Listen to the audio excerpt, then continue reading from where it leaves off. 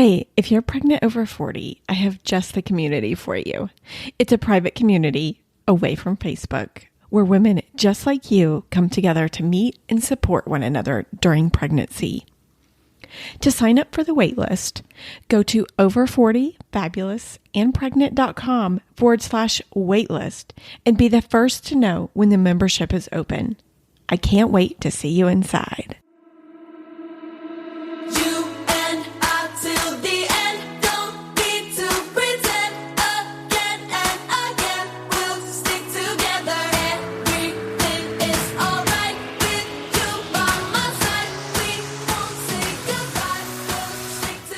Welcome to Over 40 Fabulous and Pregnant. I am your host, Jamie Massey, and you're listening to episode 21. If you're looking for pregnancy stories of women over 40, you've come to the right place.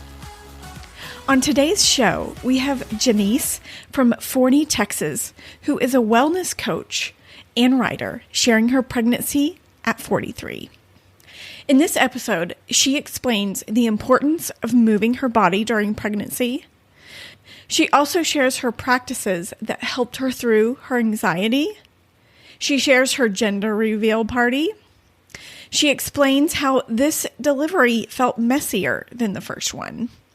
And she also explains how she got out of her postpartum rage. As you know, I have been working on the community, and last week you helped me with member icons on Instagram. Now, these are little basically emojis at the end of everyone's name, and I think it would be really helpful to see what stage everyone is at in their journey. So you decided that the praying hands would represent the TCC members. I honestly was thinking fire makes total sense because I was thinking it symbolizes the burning desire to have children, but that's cool. I also like the praying hands. First trimester ladies is going to be the pointy one finger, very obvious. I like that one. Second trimester is going to be the peace sign or two fingers. Third trimester is the pregnant woman. I think that's about the time you start to show. And then the fourth trimester is the woman emoji holding a baby. I really hope this program has all those options. I know they have most of them. I was playing around with it the other day, and if they don't have it, I'm going to get really close. And this is last call for brunch. Brunch is on February 25th in Grapevine. If you're going to be in the DFW area, I would love to have you. If you'd like the details for brunch, please email me or DM me on Instagram. My email is jamie@over40fabulousandpregnant.com. And with that, let's get into Jenice's pregnancy at 43. Jenice, welcome to the show. Hi, thank you for having me. Thank you so much for coming on. And before we get started with your story, will you tell us a little bit about yourself? All right. Hi, I am Jenice. I am 45. I'm a Texan. I have two little girls, 2 and 5, and then 2 older bonus kiddos who are 18 and 21. I have a background in journalism. I'm a writer, and I do a number of wellness things as well as for my career. So getting into getting pregnant, will you start with that? So much different story than the first kid. Okay. This particular time, as it, because your first kid, you struggled with a little bit. I struggled to get pregnant. But the second kid, no problem, apparently.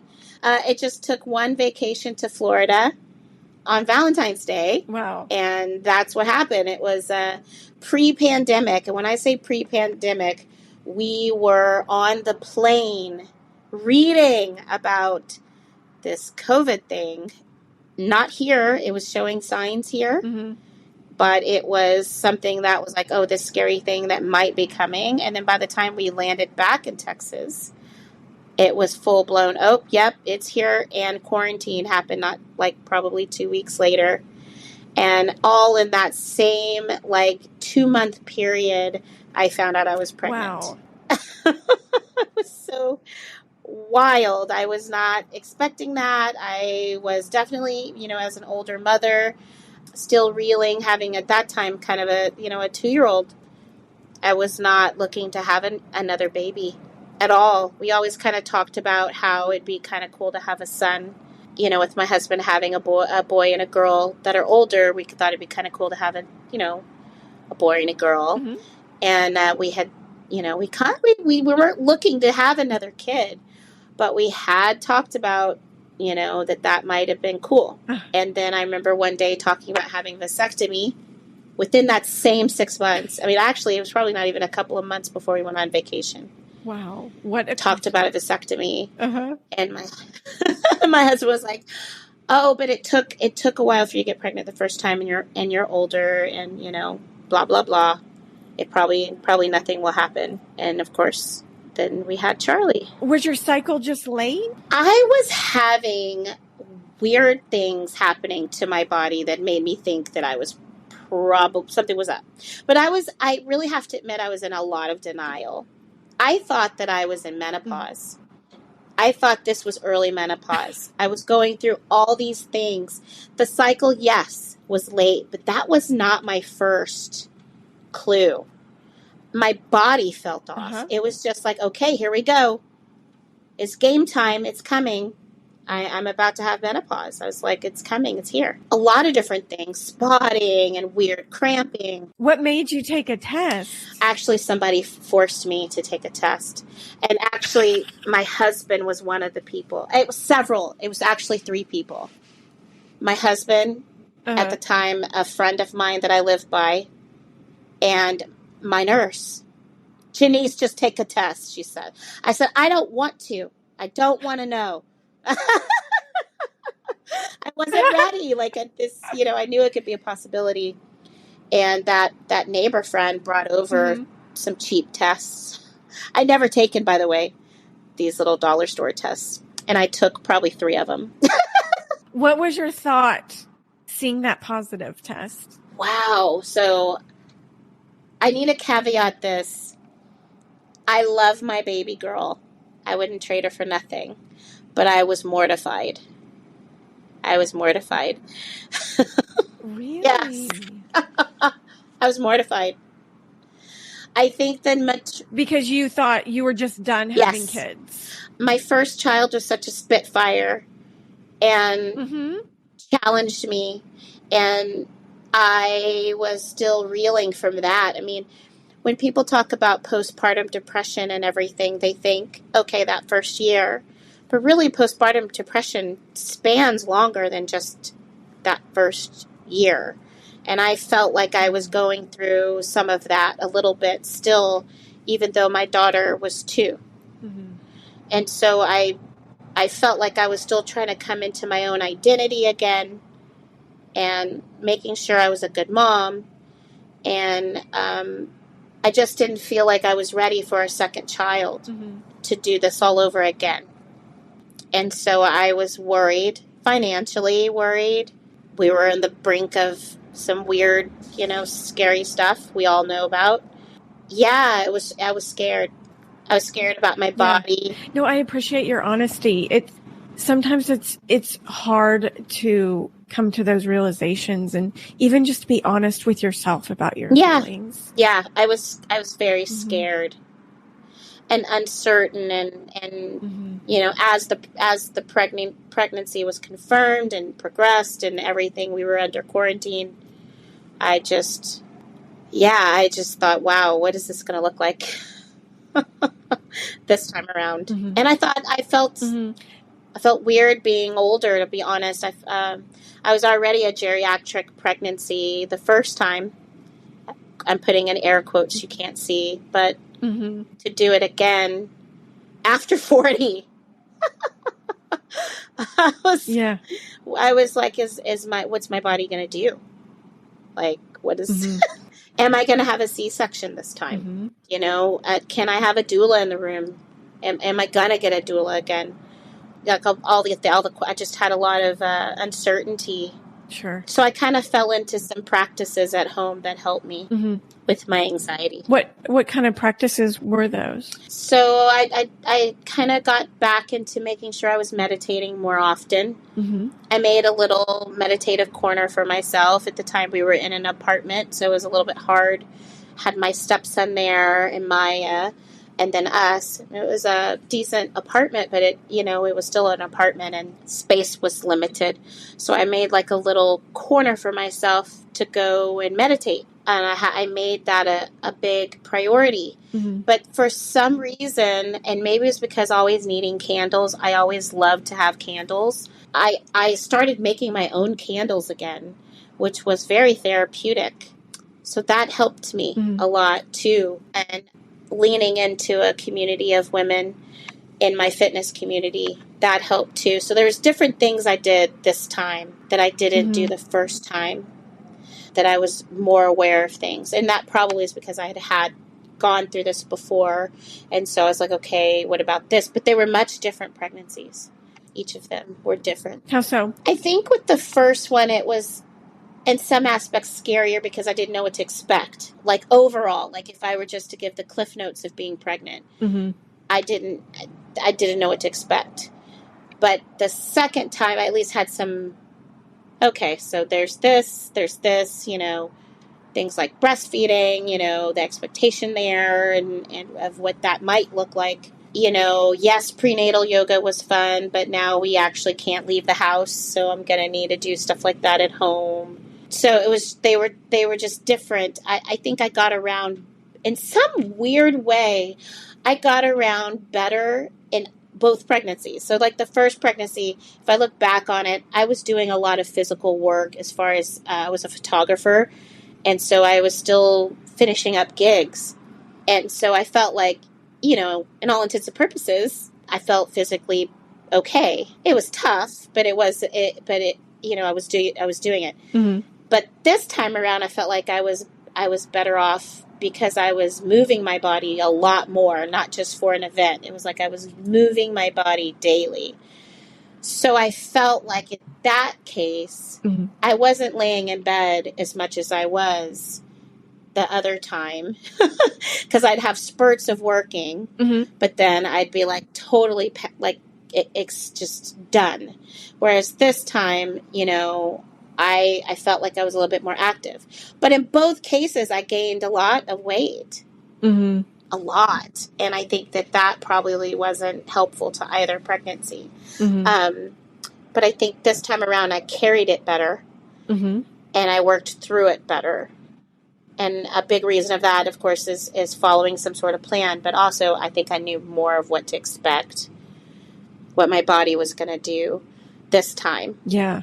So, yeah, it was just kind of different in that sense. And also, my breastfeeding journey was better this time around, but my daughter had jaundice. So that kind of messed things up for the beginning of our journey. Whereas the first time, there was no issues like that. During pregnancy, did you use the same doctor with this one? Okay. Yes. Okay. I did. And I kept her. She is my OBGYN, so she's been through all the things with me for a very long time. I couldn't imagine doing it with someone else. So I just stayed with her. And did you find the sex out during pregnancy? Yes, definitely did that. Both times. Yes. As a matter of fact, our gender reveal was pretty interesting. Oh, do tell. Gave the letter to my dad, who emailed a friend at my husband's job. And so they were trying really hard to get a pink blazer, but could not find a pink blazer. So they did a red one and a blue one. And so, of course, the person who knew the gender told the drivers. So whoever won the race was the gender. Oh, that's cute. And they did it in such a way that, I have video of it. They did it in such a way that we totally thought we were having a boy. All signs, everybody thought it was going to be a boy. We thought it was going to be a boy. I felt like it was going to be like the feeling was a boy. It was just, it was wild when we saw the red car win. And what were you thinking? And they recorded. I was like, oh, no. I was saying, oh, my gosh, no.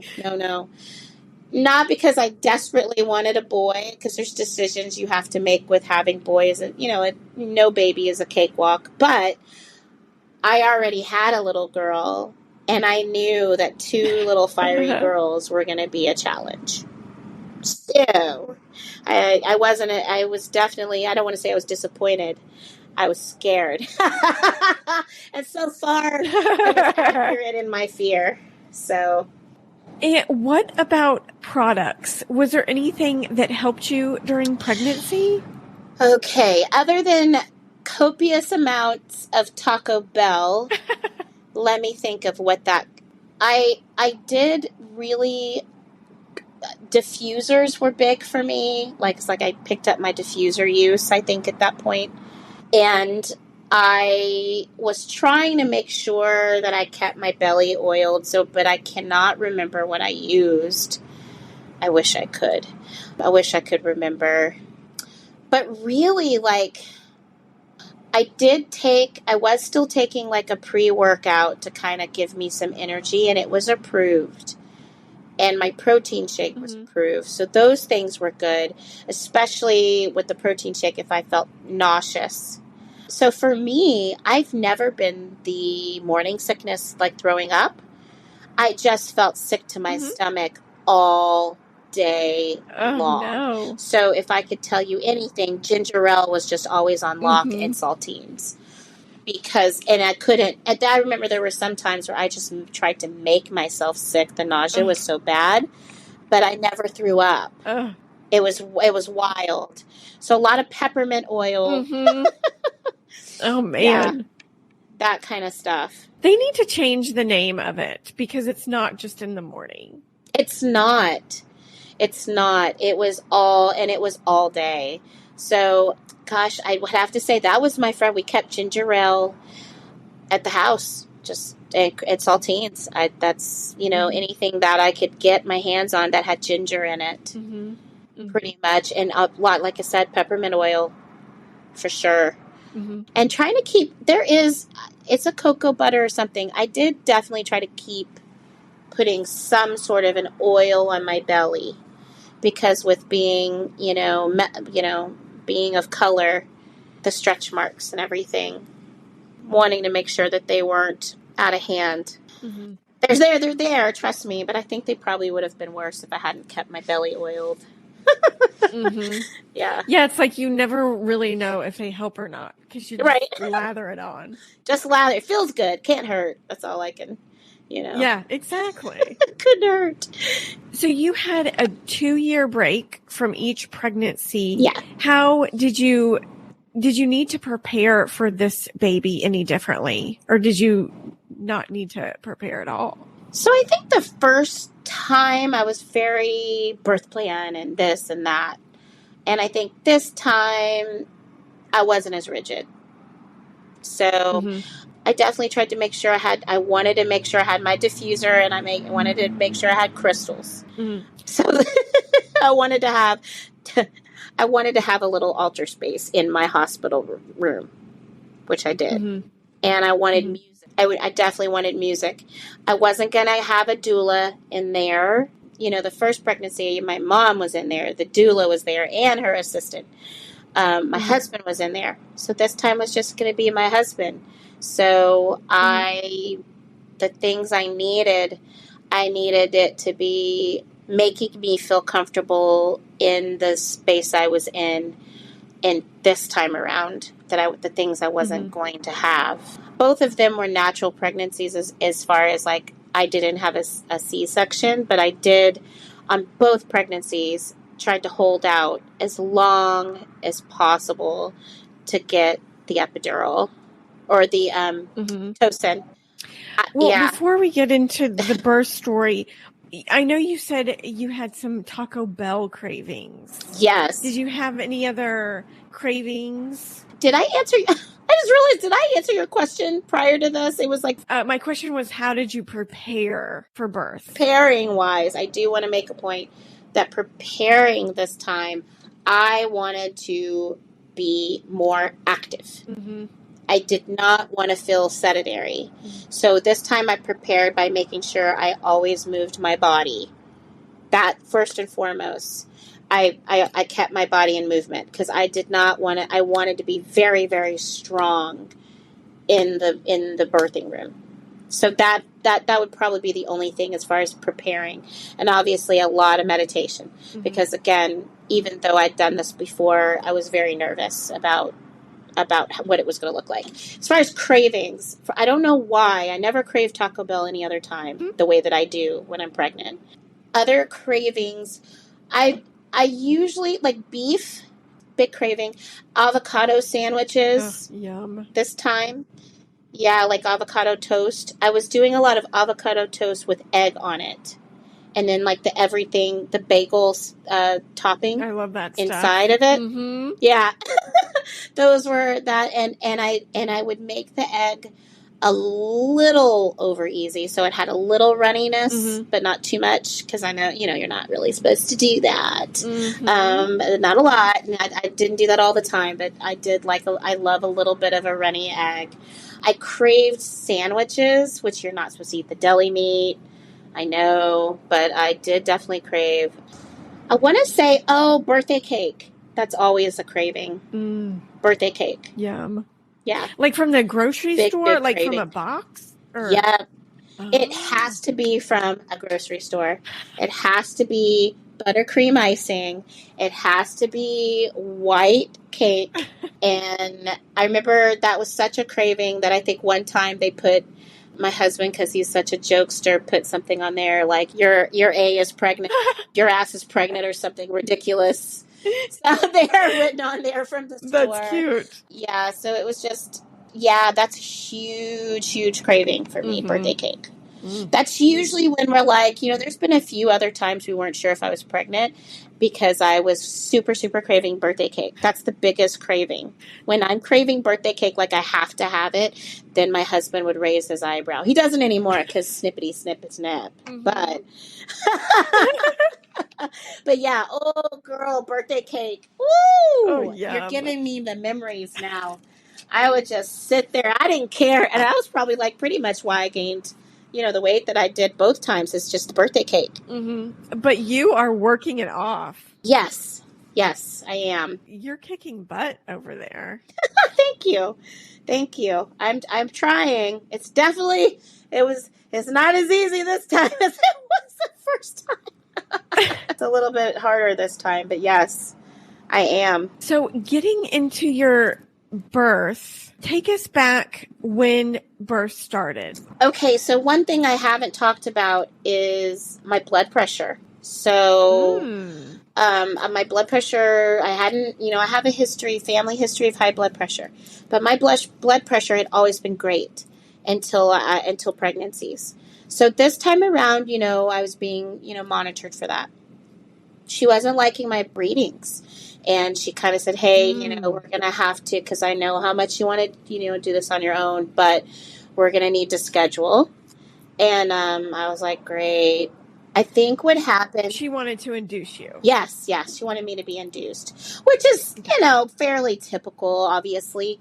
But I had this little dream in my mind that I had, done all the things and that I wasn't going to need to do that. And, I didn't want to do Pitocin because I felt like that was a gateway to epidural, trying to be a badass again and not doing it. It ended up, like I really tried not to have that happen, but she was super concerned about my blood pressure. And there was one day in particular, I was just a number of things. Like I had a little bit of a cold. It wasn't the C word, but there was that. And then I think it was, oh gosh, I just wasn't feeling right, or I had a headache that wasn't going away or something. Something made my husband say, you need to just go ahead and go in, just have her check you. So we did that. Mm-hmm. And then she said, we're gonna keep testing you for your blood pressure. And she didn't like the numbers. And they said, okay, we're going to have you rest in this room We're going to test again. She didn't like the numbers. She says, okay, I think we're going to have to admit you. And I was scared because that didn't happen last time. So it was such a concern that it was like, we're going to have to go ahead and do this a little earlier than we thought. How far along were you? 37 weeks. Yeah, it just was a thing where it wasn't too far from when we were supposed to have her. And she went ahead and felt like I needed to go ahead and just stay. So it was just that I didn't leave. It was a little early to the date. As a matter of fact, I think I had her, it was election night when I had her. So she admitted me, and she, one thing I love about my doctor is she tries her best to stay with your wishes as long as possible till we can. That's great. She did the little thing to try to break my water naturally, like, whatever forget the name of it now. They insert it to try to break your water. Didn't work. Then she did it again.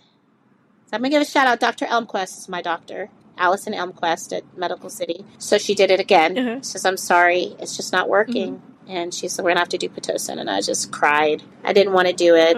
Yeah. Because I was like, oh, maybe this is my chance. Yeah. To not have to do that. And of course, I tried to hold out as long as possible before I asked for the epidural. So how did it go? You got Pitocin. It just happens, as y'all know, it just happens so fast before you're having all that pain. Of course, that did it. I know I need to tell y'all how long I labored. It was, I don't remember now how long. I mean, it was really a day and a half, probably. This was a much different birth for me. Both times. The little thing that happens when you push. I was not aware of it. Just let me know if this is gross. But I wasn't aware of it. Let's just say this time I was well aware of what was happening, and I was mortified. Mortified. I knew it was happening. And that was the blessing of last time, is I didn't. And this time I was like, oh my God, David. I was talking to my husband. Oh no, it's happening. I was like, oh no, I can't, I'm so embarrassed. And obviously everybody tells you, like, it's normal, we just scoop it up, whatever. Yeah. But it was so negligible last time that this time feeling it and knowing it was happening was mortifying. And the pushing was more significant this time.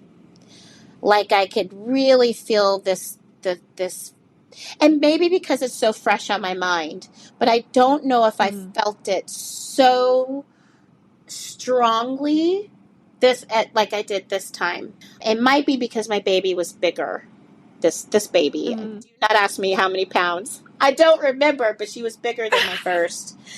And it was very, very scary this time because I was like, I got to get this out. Oh, I don't want to. This is hard. I really felt that more this time for some reason. I don't know why.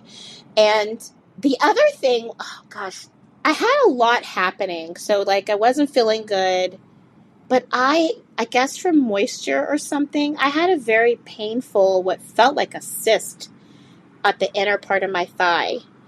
It was painful. So I was going through that too. And I have a female doctor, and from the same office, there's another doctor there whose son happens to be a regular doctor. When I say regular, I think just a physician.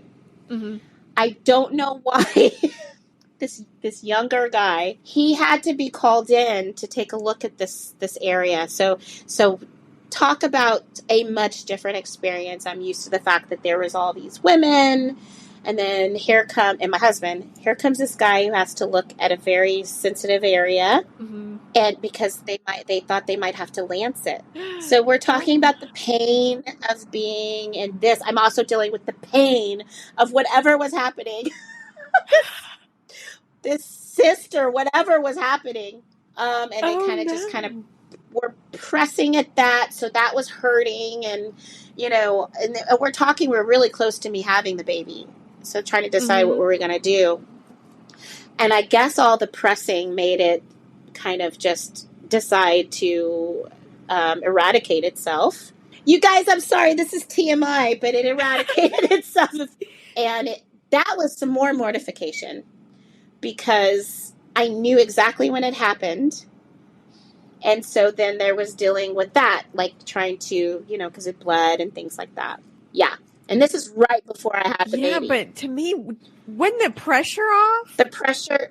I mean, didn't it Oh, feel it felt better? so much better. But as things like that happened, that there was now not the best smell in the room. So, you know what I mean? Like, I think it was a very large heat bump. Like super, I'm not even exaggerating the size. It was huge. And I bring this up because the first time I had the first baby, I did like do things like vomit, whatever. I wasn't feeling good then, obviously. But it felt so much more, I felt more, I don't want to, yeah, that's the word, graceful. I felt like it was, I don't want to say a pretty birth, but as far as hospital births go, and I had my doula, and I felt fancy because I had a doula, right? My mom was in the room, and it just felt different. This one felt messy, and this one felt gross and mortifying, and all these things. And I mean, it wasn't like it wasn't a nightmare. It just felt like a much, we were in the middle of this thing that's happened to us since 2020. So there was that too. So there was all of these things. So I had this weird thing happening that probably the pimple doctor would have probably enjoyed. That was happening. Had finally was starting to push, and other things had happened that I felt. And I just felt so gross. I just felt so grody this time around. But she was a beautiful baby, so I had to go through the gross, I guess. Sometimes you got to go through the gross. Push out this beautiful baby. Oh yeah, that's significantly remember gross more this time than last. I wonder, like, the first time, if it was just like ignorance is bliss. That really probably, I think you're right. Yeah. And also we knew that's what I was going in for. This time was like, I didn't have anything, like all my things. I needed to tell David the things I did because I didn't have it with him. You weren't prepared. I wasn't prepared to be there. Luckily I had packed a bag. So David knew to get the bag, but there were some things I forgot. So we had to get those things. But it was since it was so gritty, it was wonderful that I was playing Nina Simone. Nina Simone was singing when Charlie came out. I love that. Of my body. It was gritty and everything. So yeah, that was it was different. And then she had jaundice. They said that my first had a little bit of jaundice, but this time they actually put my child under the light, and oh my gosh, I think that really really did a number on me, that whole thing. That was terrible. Yeah, a lot of fear. Lots of fear. They said that I need to make quick decisions because it wasn't just that. It was like her blood sugar was low and all this different stuff. It was scary. And we stayed, I think, 1 or 2 days longer than we were planned because of it. Wow. What an experience. Yeah. So the whole thing was so different. Yeah. It was. So you didn't get to have a doula this time? No. They didn't allow it? No, they didn't allow it. And I think by the time they allowed having a doula, I'd already had Charlie. And also I think my particular doula, I believe at the time, was only doing nighttime service. I think she was doing the advising via virtual, and I think she was still doing like the nighttime doula stuff. But I don't think she was actually in the, and I'll have to admit, I was slightly relieved because I thought, gosh, I got to have her this time. And the reason why I was slightly relieved because, we had another child, and we still at the time had both the other, kids in our wallet. So I would, money wise, I was like, how are we going to do this again? And my husband actually didn't see the point of having the first time. He's one of those. Definitely wasn't going to justify it the second time. So when she told me that she wasn't even really doing the in-hospital care, I just kind of felt like, well, okay. Yeah. Even if I could do it, Even if I could do it at this time, she's not doing it. But not having my mom in there was different. Just having, David, and of course having David there was great. Obviously, I was lucky. I was happy because I had heard horror stories that Yeah. you didn't even have your husband in the room. In the early part of this whole thing, the husbands weren't even allowed. So I was very thankful that I at least had that. There's so much comfort in being surrounded by your loved ones, especially during birth like that. Oh, yeah. And, the first time everybody was in the lobby. And this time, my parents weren't in the lobby. Nobody was there. Yeah. Not having them there at all. It was just strange. Yeah. It was such a strange experience. And then both just having, trying to get the hang of breastfeeding while your child is now having to be under this light, and then having to make a decision at the hospital to give her formula. It was too much.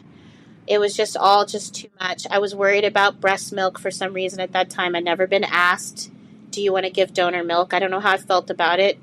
We ended up giving her formula, and I was mortified. Aww. Because I thought, this time around, I know what to expect. And if the journey doesn't work, it doesn't work. But I at least knew right away by the way she latched and everything that we weren't going to have the issues I had the first time. And then they took her away. Yeah. They took her away for the light, and then trying to make that happen while I'm trying to come out of everything that having a baby was hard. Mm-hmm. Gosh, that was just, I feel like we were robbed from day one. That seems really tough. Yeah, it really, really was. It was. And so how was your recovery coming home? I'd say the difference this time was that when we came home to our first house. Mm-hmm. We hadn't had a house together that was our own. Mm-hmm. So that was wonderful. And having my own bed, like a bed that I got to pick out instead of a bed that we acquired. That was a nice bed, but it wasn't ours. Mm-hmm. That was beautiful to me. I loved that I was able to have my own home. So that was a great upshot. Yeah. The nursing was easier, so that was pleasant for me. But still, I just being somebody that was just so nervous about, is my baby getting enough? Is my baby getting enough? Is my baby getting enough? Right. I worried a lot, so we did kind of a hybrid. Mm-hmm. And so while I'm trying to recoup what just happened to me, I'm still feverishly trying to make sure the nursing is working. Mm-hmm. But I'd say that even though it was the same as far as like my husband going pretty much right back to work, I think I felt more ready this time. Mm-hmm. Whereas the first time I never had a baby, this time I had one before, and it was nice having my oldest around while tending to to Charlie. Mm-hmm. We had a backyard, so there was fresh air to be, to relax. So I just felt like it was a more, like, after having the postpartum, it just felt like a better postpartum experience coming home than the first time was. And of course my parents came. My mom spent the night, and of course this time we had like a bedroom for her to sleep in. So that was good. So that was, just there was a lot more comforts this time, which I'm so thankful for. Before we started recording, you were talking about the differences of your breastfeeding journeys between the two. Yeah. Can you go into that a little bit? Yeah, and I think both times I just too scared that my baby is not getting enough. There's so many moms that still see that through. And when they start saying stuff like birth weight, I instead of just keeping at it, I freaked and I said, okay, I guess we're introducing formula.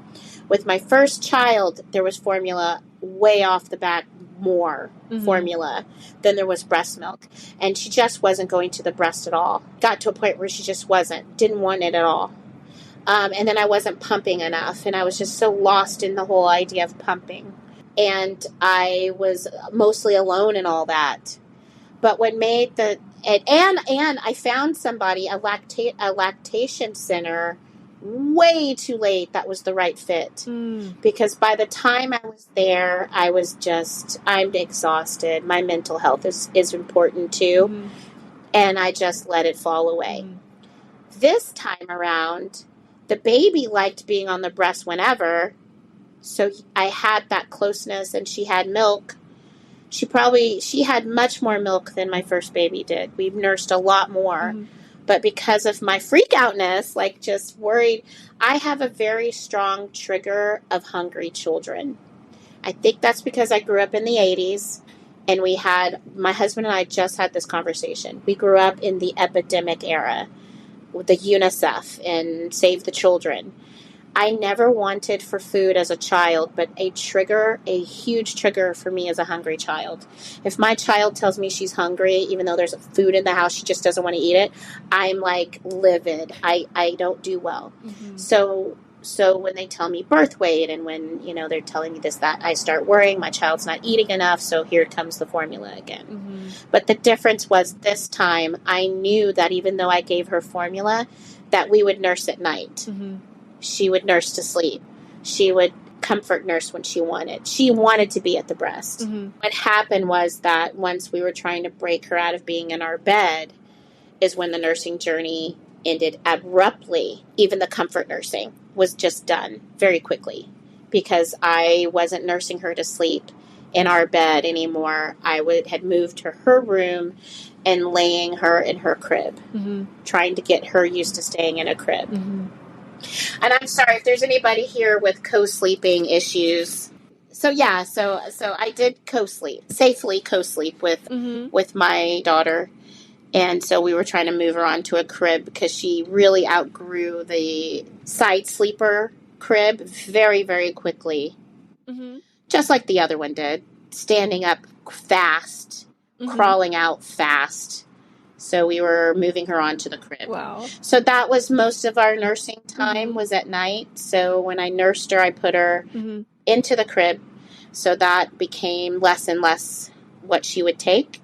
We would just give her a bottle if I had breast milk. But usually it was formula. And then that's how it kind of ended. I think that was probably around 6 months. I still kind of mourn that, to be honest with you, because she ended up in our bed again anyway. So I was like, why'd I do that? Even now, she still ends up in our room. So the closeness of your kids. Yes. Yes. Mentally, you kind of touched on it. It sounds like you struggled a little bit with mental illness at the end during your recovery. Which time? I guess the second time it seemed like you said that you kind of let that go when you were taking care of your baby and breastfeeding and you were stressed out about that. Yeah. Were you able to recover from that? Okay, so my postpartum anxiety and paranoia and depression was extremely noticeable and just really bad the first time. It was the first time, and I didn't know. I don't feel like I had enough warning, no matter how many people tell you. The second time, I knew kind of what to look out for, and I think that I handled it better. But I still had my moments. So the first time I went to therapy. I didn't get on any kind of medication, but I did go to therapy, which helped, and time helped. And a fitness routine started to help. And I think that really is what saved me. Also getting online. I've never really shied away from social media, but in this capacity, I was doing it from a motherhood standpoint. And I started a blog, very, very briefly. And I started, actually the Instagram that I met you on, I started it because I wanted to find other mothers going through what I was going through, but being really super honest about it. Not just like a hashtag postpartum depression, and just to do it. I really wanted to see people really experiencing it or had experienced it, or somebody that I could feel like I could commiserate with. And I found that with a few people that I would not have known or met if I hadn't gotten on socials. So that also helped. Yeah. This time around, I'd say that Yeah, you never know the relationship. Exactly. Yeah, you just don't. I'd say this time... The relationships that you kind of make. You can make great ones. I have really great friends that I've never met in person. Still. That I talk to all the time. who helped me through a lot. But this time around, of course, it did hit me. It still hit me. It's still, it's really unrealistic to think it's not. But it hit me in a different way. It's like I recognized it. And I just dove more into my wellness journey because of it. And I think I just tried to remind myself what's real, what isn't, and stories you can create. And I think because of what I went through the first time, I just was able to tell myself that's what this is, or allow myself a little more grace. I did, probably, so there's this thing I didn't know about, and it wasn't talked to me about the first time. But when I called my office, they or actually not even talked to her in person, that it was like postpartum rage, I think is what she said, or anger. But I could have sworn she said rage. She said it was not uncommon. So I would say, really? Yes. Because I said, why am I so angry? I asked her, I was like, what is this? Because the first time I wasn't. I was depressed. I was anxious. I was always thinking something was happening to my child. I didn't trust anybody.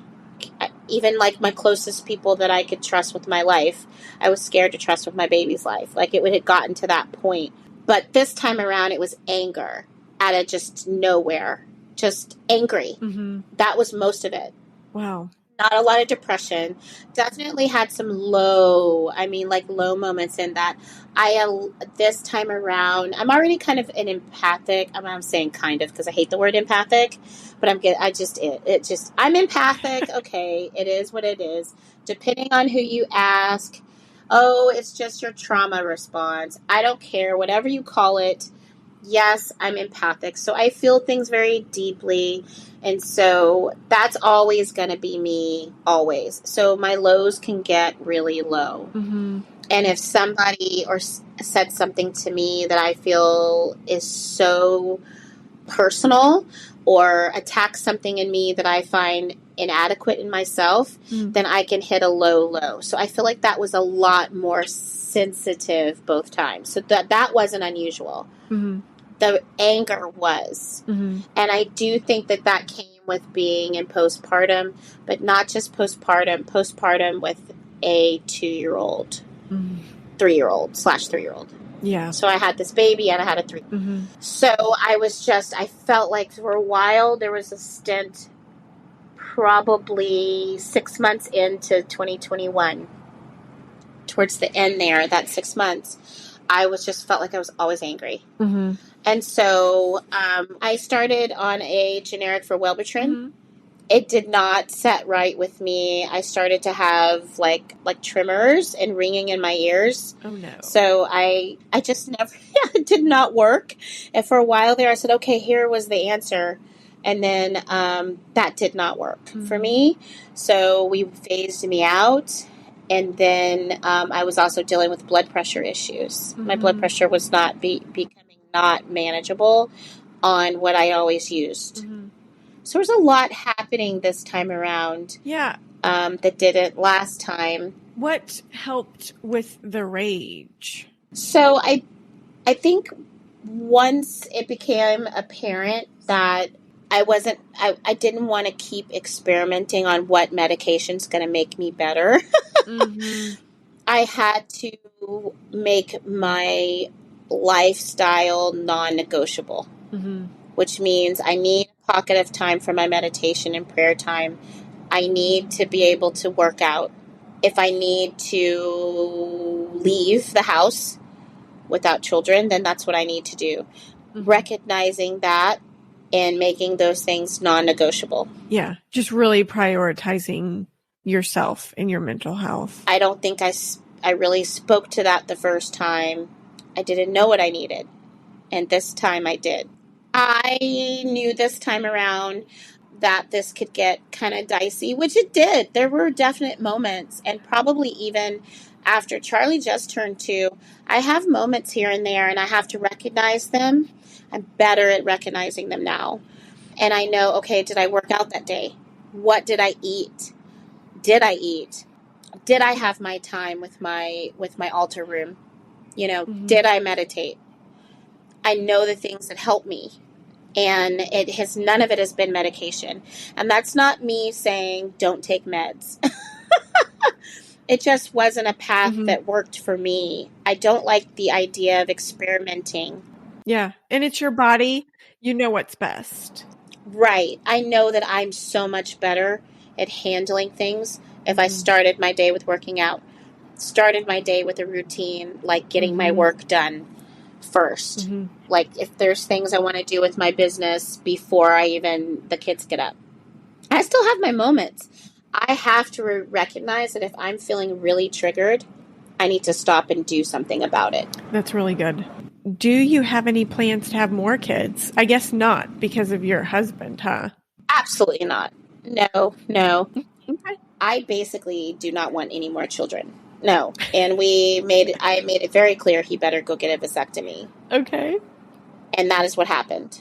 I feel like he's had 2 marriages and have had 2 kids, and it's his turn to feel something. So that's what I said. I mean, he had no problem getting it. It's just their procedures are so easy too, just in and out of the doctor. So easy. I don't know what happened with him though. It seemed like his recovery was kind of not great. So I did feel a little bad. Yeah, he said that it was more painful than it got painted for himself. But let's see if he could push a kid out of that.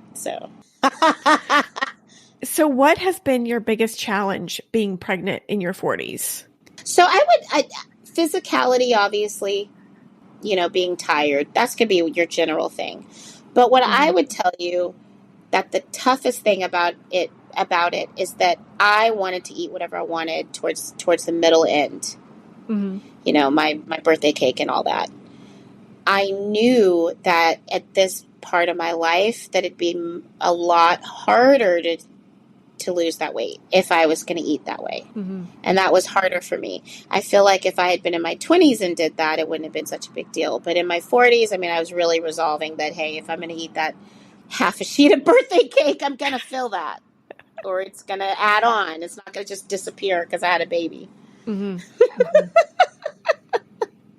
And I want to make it clear that has more to do with being able to keep up with my kids more than it has to do with looks. They're active and you have to keep up with them too.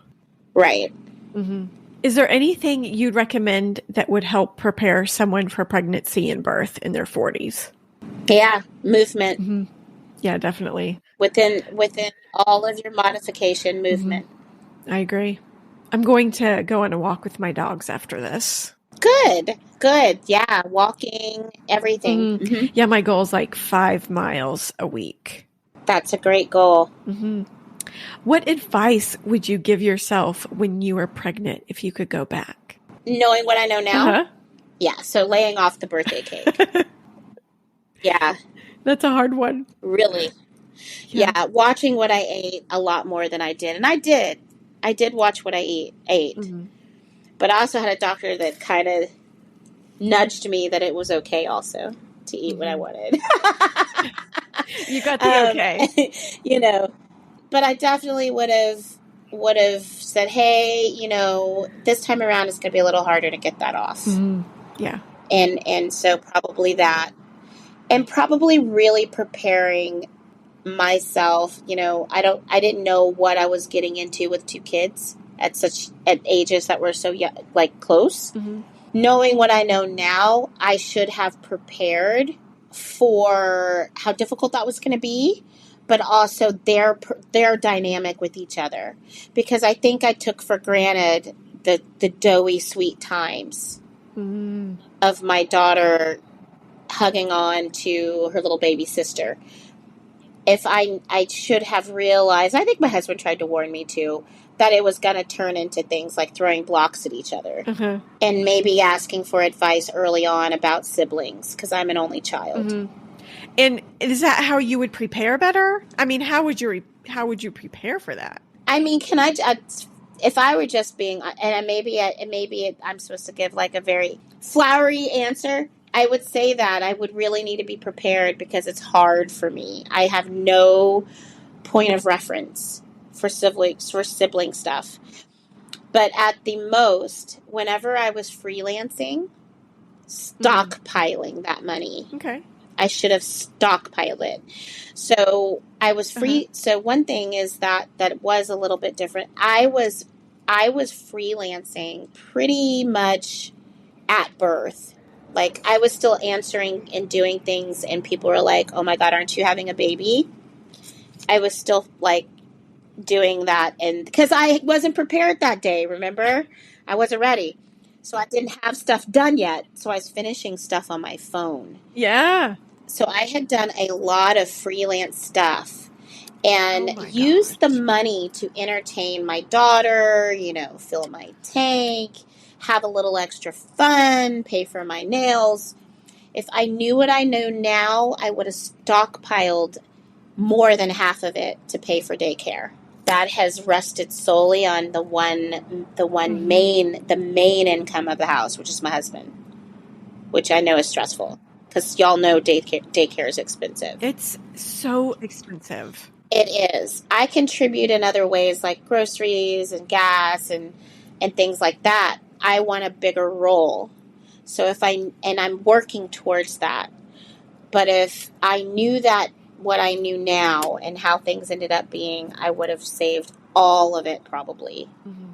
I wanted her not to feel slighted. I wanted her to have a lot of fun with her friends. So we went to a lot of little play places and stuff and did fun stuff. And I did a lot of pampering with myself because, I was an older mom, and everything and trying not to get lost in motherhood yet again. I paid some bills and did some stuff that was responsible. But if I knew now, I just would have saved it. I would have just saved it all. I don't know if that answers your question about preparing. No, I think so. Yeah, it is. But preparing, financially, for sure, would have prepared better. Because, now we're in inflation. There's just things are just, I didn't foresee. Sure. Is there anything else you want to add? I wish more mothers realized that as much as they say they're not going to lose themselves in motherhood, they are going to lose themselves. I don't think that was reiterated enough to me. And how do you define losing yourself in motherhood? I think you lose a little bit of your identity. I think that you hearken back to what you were before, not realizing that who you are now is so much more than it was.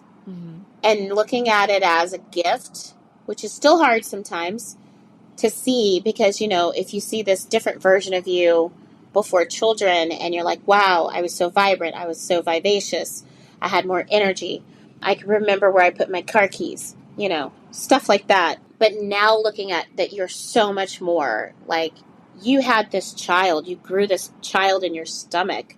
You are so much more badass now. That version of you back then probably couldn't even handle what you just went through. So seeing that, okay, yeah, maybe you lost who you were, but you kind of were supposed to. And that you're not supposed to hearken back and say, oh, but who I was. And just build on who you are now around motherhood, not despite of it, just around it.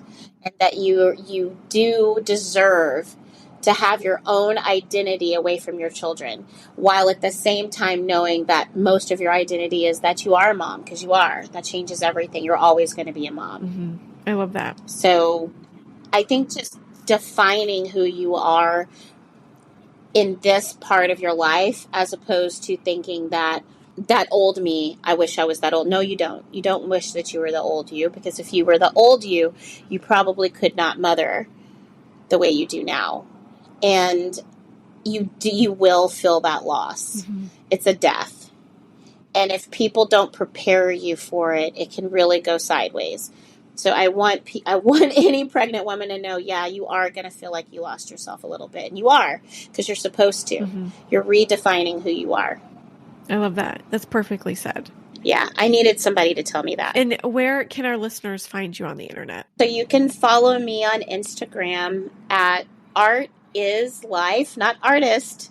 I do consider myself an artist, but Art is Life Mom on Instagram. I also have a website of my metaphysical shop. It's artistlifecafe.com. Yeah, you can find me there. And you are a coach also. Yes. So I am a wellness coach. I do use a platform, can do like fitness routines. You can do nutrition, planning, meal planning. It's all in one place. And that is what got me through my first, postpartum at 2 years. I used this platform. I became a coach through this platform, and it gave me so much accountability. My community supported me when I was just going through it, and I lost over 50 pounds doing it. That's awesome. And so I guess I was looking good because then I got pregnant again, and I'm doing it all over again. I lost over 60 pounds. You've done it once, you can do it again. Right. Reiterating that it's really more to do with being able to physically be fit enough to keep up with very active young children. Yes, it'd be great to look a certain way. I'm not going to lie. I would love to fit in a certain pair of jeans. But the biggest part of it is knowing that, I'm there and can keep up with my girls. Yeah.